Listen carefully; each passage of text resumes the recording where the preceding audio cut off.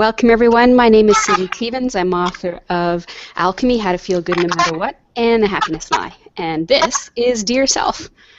Tonight's topic is dealing with the ego and the degeneration of thought. And I'd just like to get a sound check because I'm hearing some funky feedback that I wasn't noticing before. Leah, are you getting any of that? I'm just hearing some kind of something, a little bit, just a little bit. A squeaky something? Yeah. When I speak. That's right. Well, I don't know what to do about that, so we're going to have to put up with it for tonight. So that was a new one to me. So dealing with the ego, what we have to define what the ego is before we even talk about it, because otherwise we may not be on the same page. So, I mean, there's the ego in the sense of the conventional idea where we might say, he has a big ego, which we really mean he thinks big of himself and he talks very grandiose, or she. But the ego that I'm talking about is the idea of oneself, because that's really what ego is. It's the identification of oneself as a thought. And most people, practically everybody on this earth, are functioning as if they're a thought, and they don't know it. And that's called unconsciousness, aka ego. And so, can you deal with your ego? No. But once the ego is exposed for what it is, you need to deal with it. It suddenly falls away. But you can deal with degeneration of thought within the ego. And so what's that? So most people can probably relate to having a thought which is fairly benign. It's not really troublesome. It's not really a problem. Something like, oh, I made a mistake. It's not too troublesome. But then what might happen is you may start to feel bad. And when you start to feel bad, then some other worse feeling thoughts may arise, like, oh, I did that again. How could I do that again? What's wrong with me? And now you start to feel even worse. And then worse feeling thoughts may come up, like, I'm so stupid. And here you have the degeneration of thoughts. So one thought links to the next, links to the next, links to the next. And when you feel bad, bad thoughts come to you easily and effortlessly. And when you feel good, good thoughts come to you easily and effortlessly. So how can you break the degeneration of thinking? Well, one way is to realize that it's happening, number one, and that you're starting to feel worse and worse. And number two, shift your state in the right direction. Because when you start to feel better, like I said earlier, good thoughts come to you easily and effortlessly. And of course, that's all in the realm of the ego, the idea of who we are and our thoughts that we have about ourselves, which of course have nothing to do with your true self. However, if you suffer severely and degeneration goes on for a very long time, you can become very deeply unconscious, very deeply identified with thought, which feels bad because now you feel so bad, it kind of is self-affirming. I feel so bad, it must be true. And we have this habit of believing something merely because it feels very good or very bad. It goes both ways. And this is how people can get into relationships, and in the first 3 months, they're so convinced that this is the one. This is the one they've been waiting for all their lives, and it's going to be wonderful and perfect. And then 3 months later, the rose-colored glasses, aka a good feeling, falls away. And things start to arise that rub up against their perfect, ideal ideas of that person. Because we don't only have ideas about ourselves, we have ideas about other people. So we have our own ego, and then we project an ego. And in the case of a new relationship, we're projecting a good ego onto somebody. And then things don't quite fit, things happen, and then we have to start changing that belief. And if you substitute it for a bad feeling belief about that person, well, it's going nowhere fast, as you can see. So the only belief I hold about anybody is that everybody is absolutely unlimited. Mm. And no matter what thought arises about somebody, it's not true. And no thought that arises about you is not true.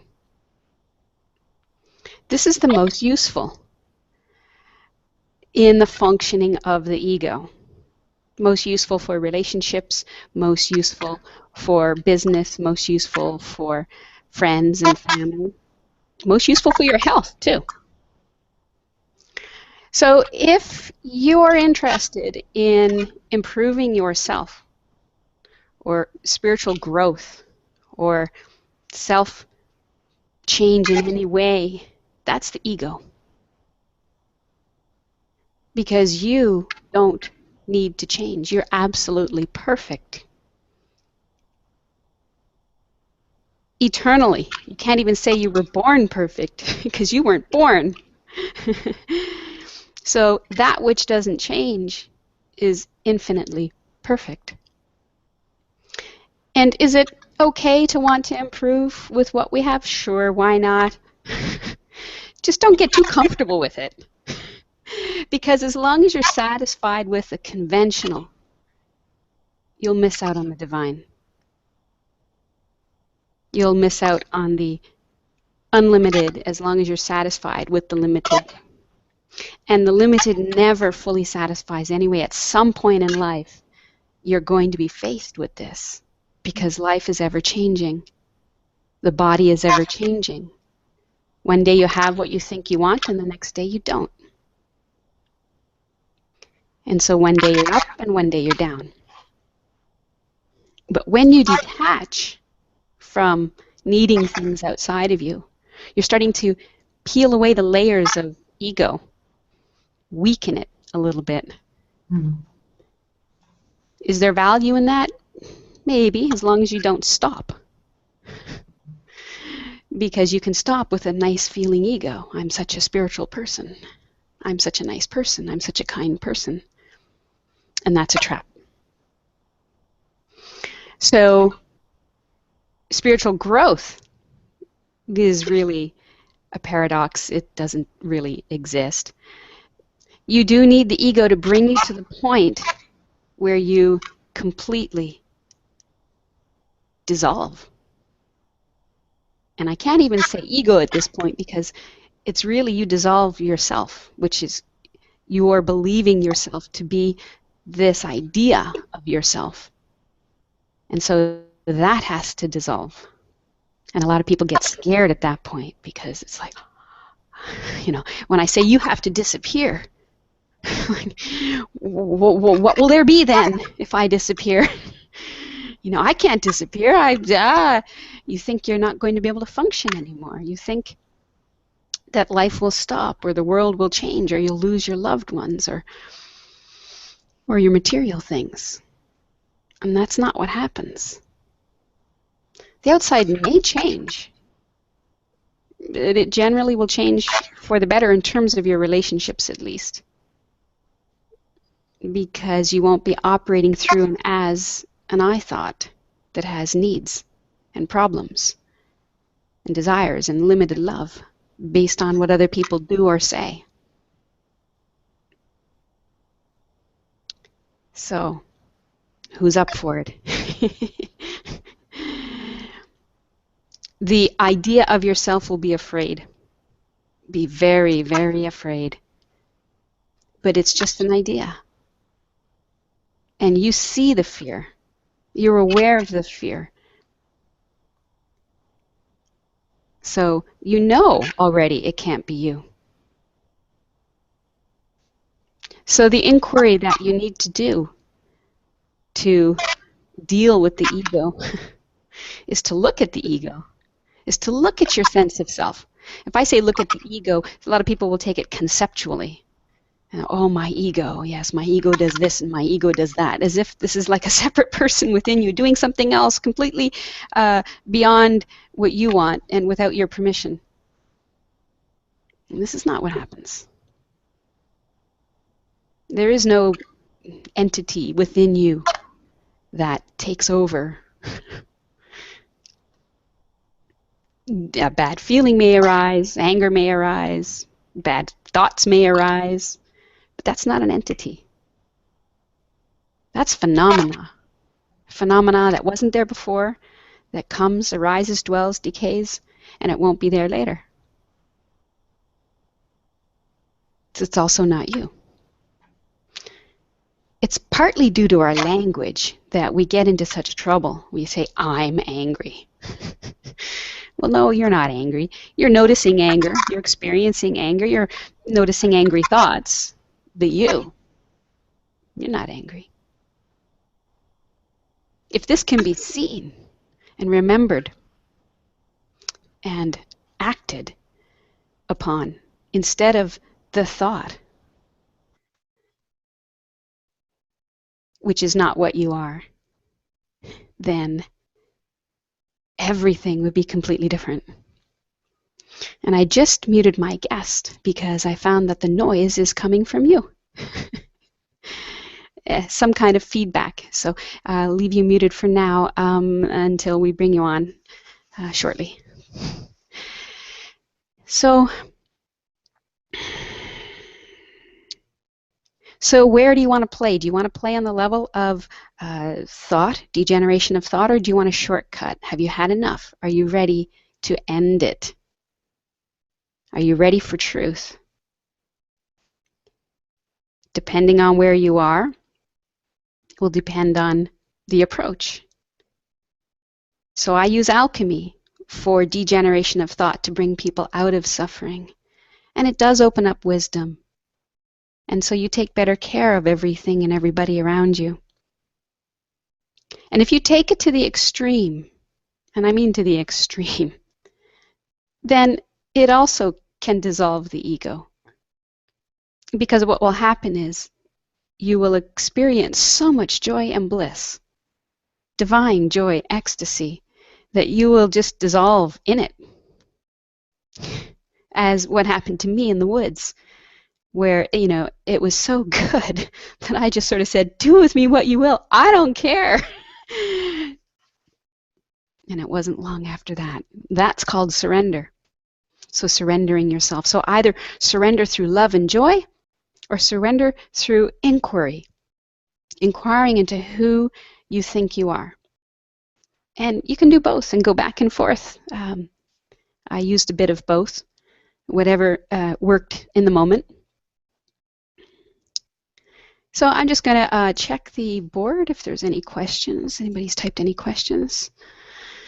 At this point, feel free, if you're watching on the website, to type a question in the chat board, and I will reply here. And I'm going to go to my guest and see if there's any questions or comments there. Feel free to unmute yourself, Leah. Oh, well, what a surprise. I'm surprised I didn't realize I was being a guest this evening. You are live. I am live.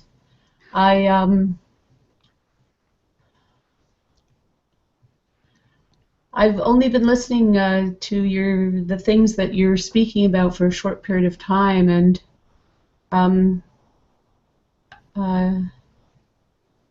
it just occurs. It seems to me that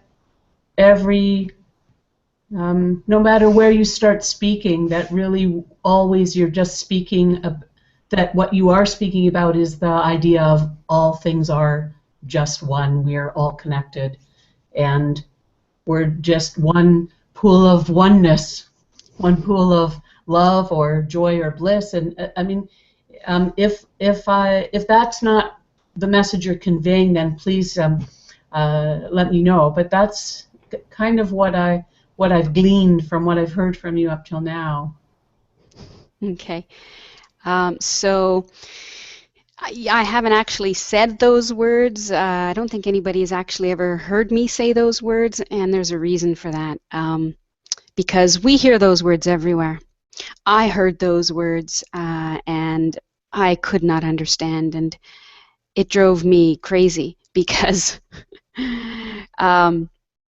I wanted nothing short of actual, direct, concrete, real knowing. beyond a thought, not just a belief, an idea, a hope, something that sounds good. And I'm very careful about wording things in such a way that they're not, as much as possible, they won't be taken as a concept. Because if you take a nice concept, oh, we're all one, and then you stop at that. And then you try and make your world fit into that. And that's not how it works. You know, you can't go around saying, oh yeah, you're me, you're me, you're me, and you're not really going to see very many good results with that as you're feeling, you know, angry or upset. It's not the root of the issue. The root of the issue is that we believe in ourself.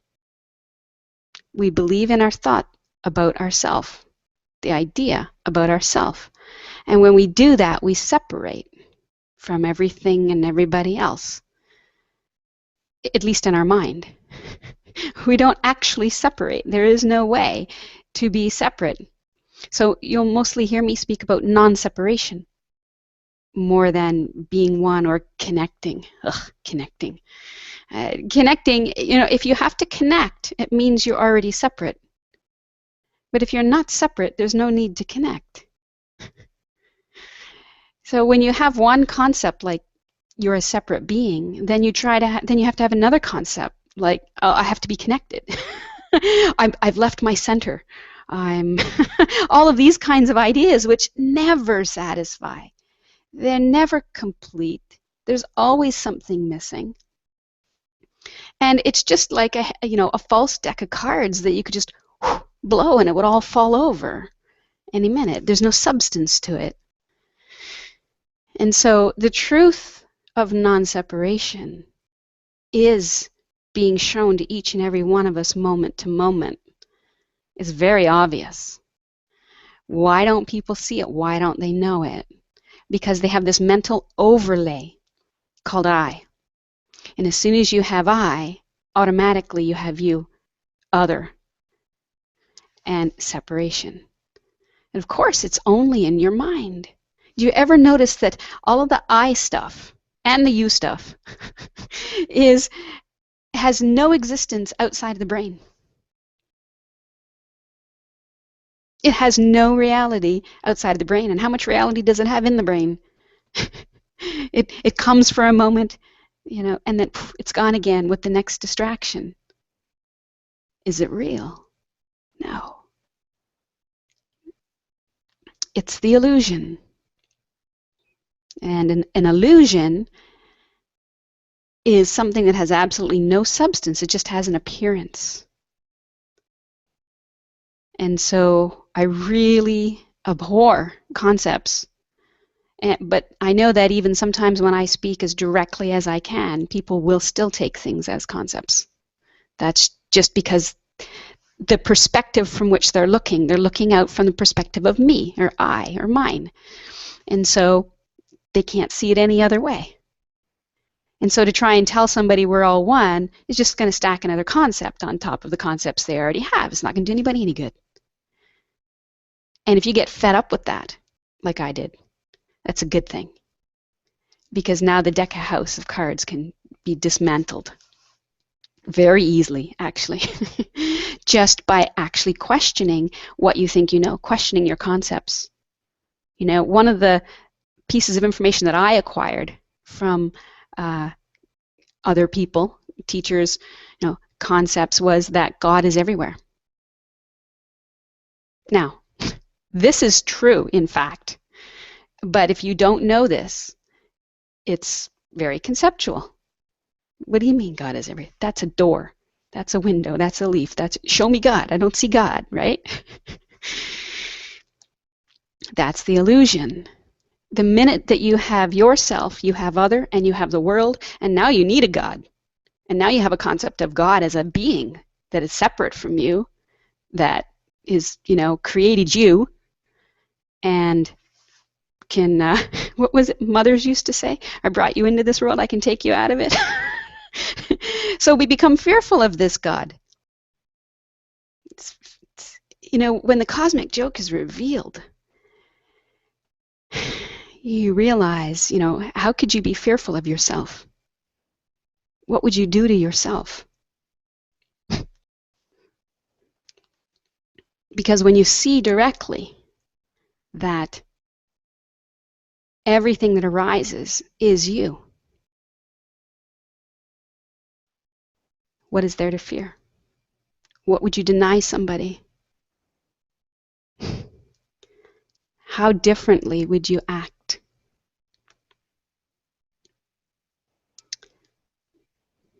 So no, we're not all one. We are,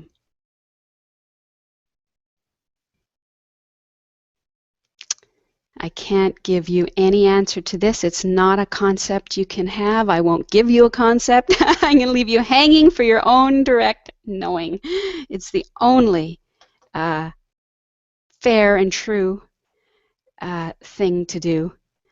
And otherwise I'd be cheating you and you'd end up with another concept. And it is better that we just question, that we look together to see what's true here and accept nothing less than absolute direct truth. Good evening, Larry. Thanks for joining us. You are muted right now. If you feel to come in and say hello, you shall need to unmute yourself. So, answer your question, Leah. You're muted. Yes, I guess I was recalling hearing your experience that you shared about being out in the woods and having that experience of looking up and saying, "Oh, I am the tree. I am the." That experience of that you experienced, that was your experience.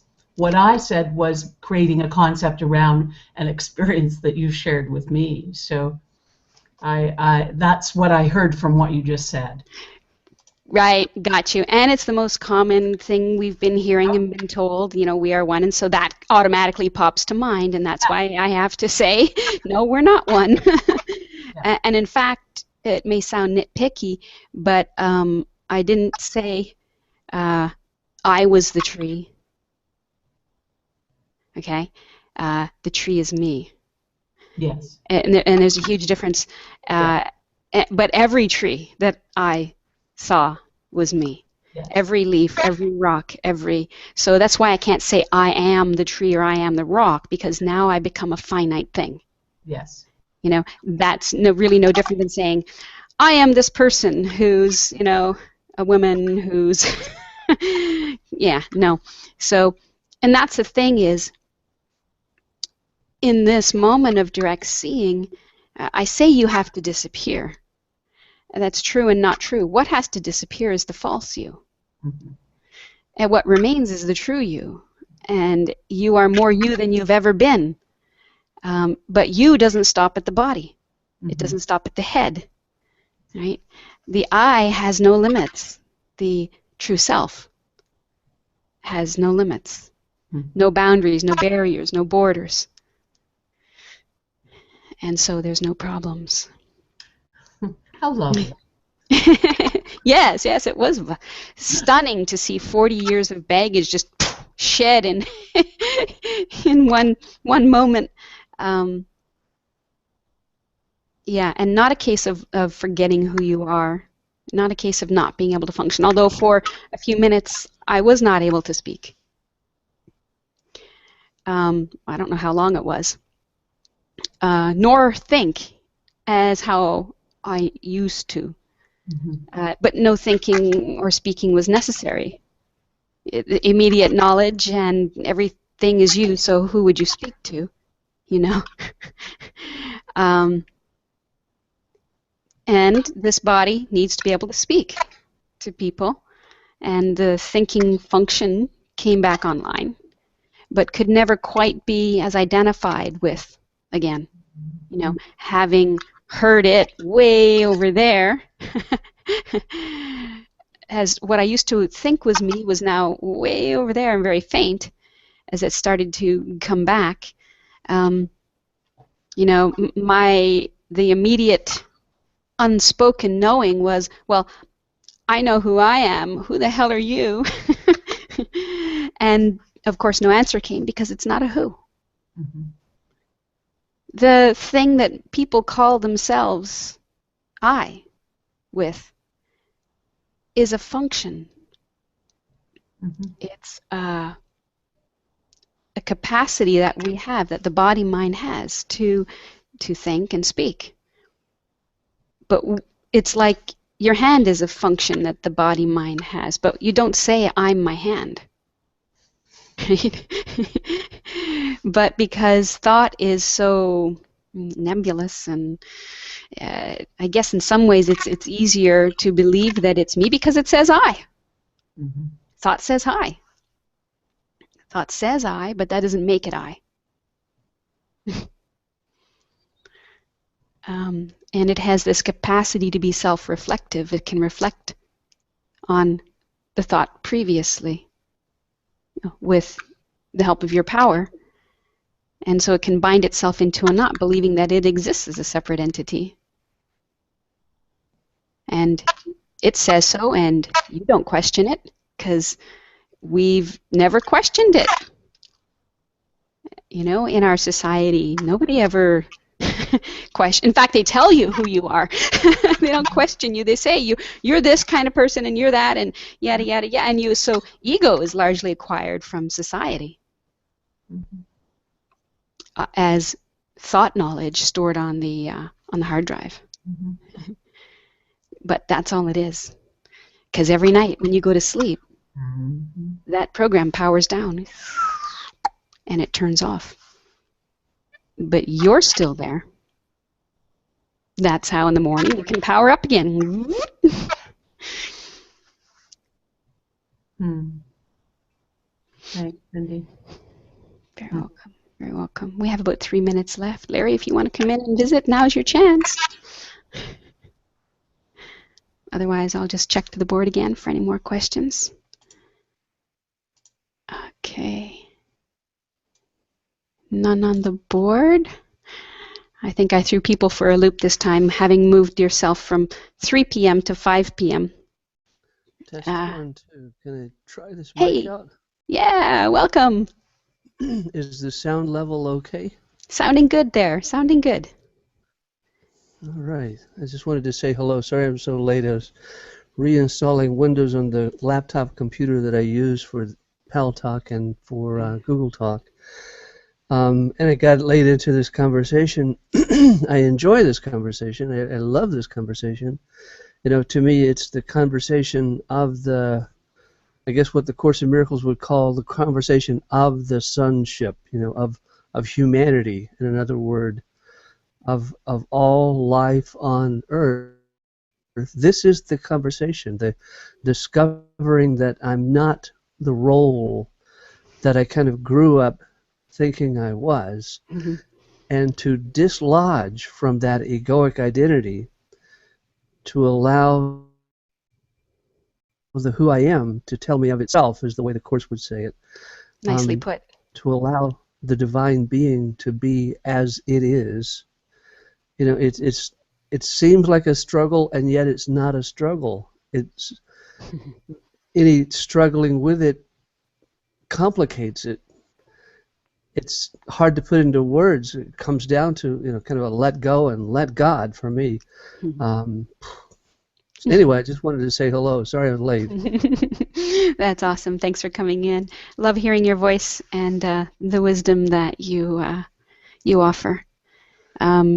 Yeah, you're absolutely right. It's struggling with it can make the ego stronger, so sure of itself. You know, I clearly remember being in the woods, very frustrated, very angry. You know, if this is so obvious and so simple, how come I can't see it? How come I don't know? You know, I. And it wasn't until I really, really heard you are not who you think you are. Till I really, really heard that, I was like, oh. So if you really hear that, what does that cause inside you? So the one who's speaking, the one who's frustrated, The I that's so sure of itself, that you hold so near and dear to your heart as yourself, is not who you think it is not who it thinks it is.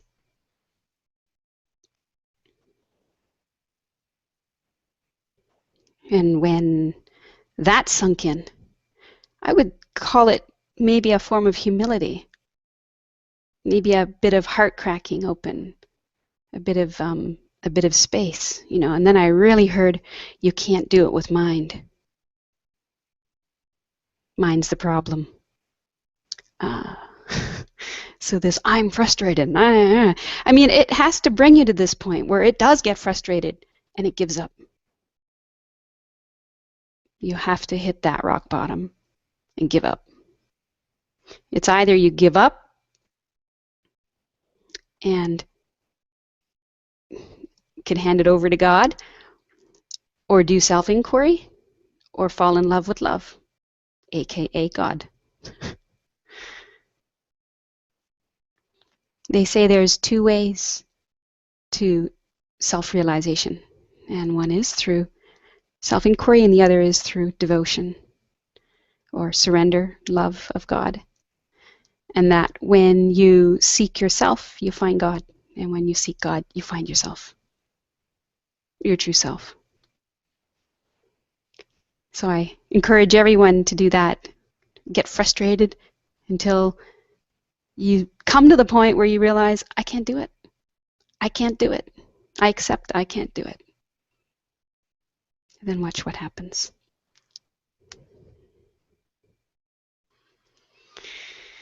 Thanks for joining me tonight. We will do Dear Self Live next Sunday again at 8 p.m. And then after that, we'll be changing to a different schedule, which hasn't been announced yet. So thanks for coming in, Larry.